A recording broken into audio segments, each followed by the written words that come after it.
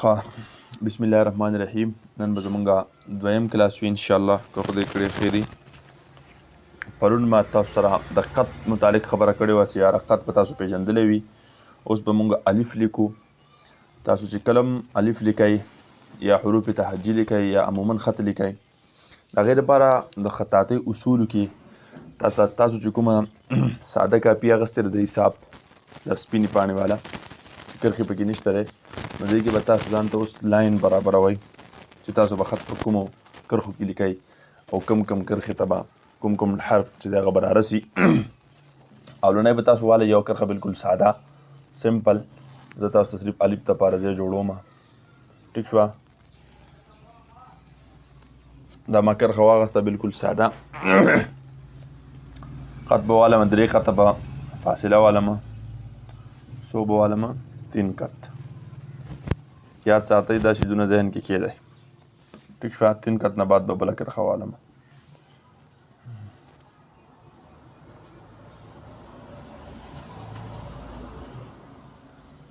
ٹھیک شوه؟ بیا به والمه 2.5 قطه. 1 2 2.5 1 2 او 2.5 قط به والم بل.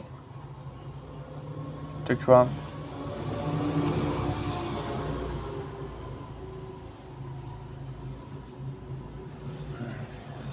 او دې پسې به بیا آخري کې به هم 2.5 قطه والم. 1 2 1 2 او 2.5. دا موږ سره څه برابر شو؟ کرسي.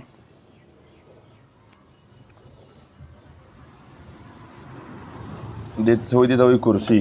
چې تمام تر ډیټایل ته څه وایي؟ کرسي وایي. دې بیا خپل نومونه دي. دې ته پهلی سطري، دوسری سطري او کرسي نشست. اوس په تاسو به دې کې الف لیکئ، نو الریډي تاسو سره اولنۍ څه 3 خط ته. ټیک شوه؟ 3 خط تاسو سره اولنۍ څه ده، او دا چې دی تاسو سره دا 1/2 ده. ټیک شوه؟ یعنې 2.5 حصې ده تاسو سره. په حساب پوه شوئ؟ اوس به په دې کې مونږ لیکو الف. څه به مونږ لیکو؟ الف به مونږ لیکو. اوس راشه، دا چې کوم لاین دی الف به زمونږ په دې کې راځي. ټیک شوه؟ الف به مونږ 3 خط لیکو. څو به مونږ لیکو؟ الف به مونږ لیکو 3 خط. زمونږ به الف راځي. څه به راځي؟ الف به زمونږ 3 خط راځي. 2.5 قطه مونږ سره فاصله دا ده، او 1.5 قط به مونږ د دې نه په پورته خیږو، د دې لاین نه په پورته به مونږ خیږو. ټیک شوه؟ ځان ته ناپ وکئ، دا ستاسو ناپ شو. د دې نه ناپ وکئ 1 خط 2 خط او دا دی والا 3 خط. دا ستاسو سایز شو د الف. ټیک شوه؟ اوس په دلته کې دی دا قط پکې دی، یو قط پکې دی. دا قط تاسو کېښودو، دا ستاسو د قط سایز شو. دا څه شو؟ د قط سایز شو. دا قط اوس 4 حصې کوي. 1 2 1 2 3. ټیک شوه؟ دا چې کومه یوه حصه ستاسو پاتې شوه 1/4 که تاسو. ټیک شوه؟ یوه حصه چې کومه پاتې شوه په دې کې به ستاسو الف راځي. اوس کومه حصه چې تاسو څلورمه حصه چې کومه ستاسو ده، کوم لاین چې تاسو 4 حصې کړی دی. ټیک شوه؟ دا ستاسو 4 حصې چې کومه منځ کې تاسو ځخ کړله. ټیک شوه؟ اوس په کومه حصه چې تاسو 4م لاین اخیستی دی، هغې نه به ستاسو الف شروع کېږي. ټیک شوه؟ دا کومه 4مه حصه چې ده، د قط دا یو حصه دلته کې دی، بل به تاسو دی خو ځان ته هسې یو لاین اخیستی وي د قط په حساب باندې. ټیک شوه؟ یو به تاسو ځان ته دی خوا به دې کرښه کې دی او الف په جوړ کړئ. الف په رارسوئ کته. دې لاین ته به ستاسو څه رارسي؟ دې ته به ستاسو رارسي الف. بعضې ځای کې چاک صحیح نه ښکارېږي، نو بخیر دی بیا زه تاسو ته تازه کوم. دا ستاسو څه شو؟ الف جوړ شو. الف سایز به څومره وي؟ الف سایز به وي 1/4.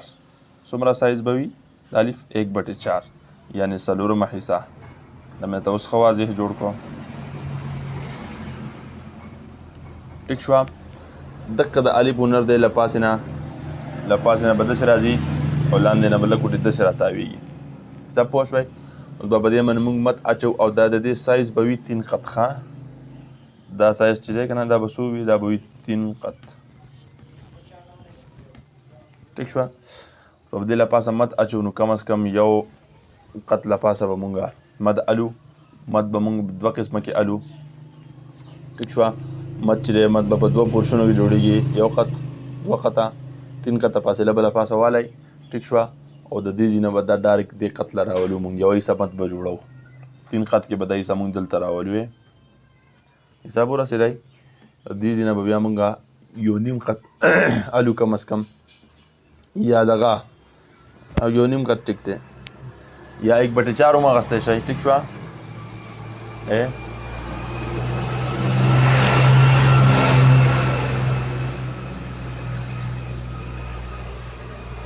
یوه حصه چې دغه 3 قط ته او یوه چې دغه یو نیم قط ته ټیک شوه دا ستاسو شو مد او دا شو الف دا نن سبق انشاءالله نیکسټ کې به ملاویږو که خدای کړي خیر انشاءالله په باقي او بیا د جیم چې کوم سبق ته انشاءالله غو بیا تاسو هغه کلاس سره به تاسو کلاس علی انشاءالله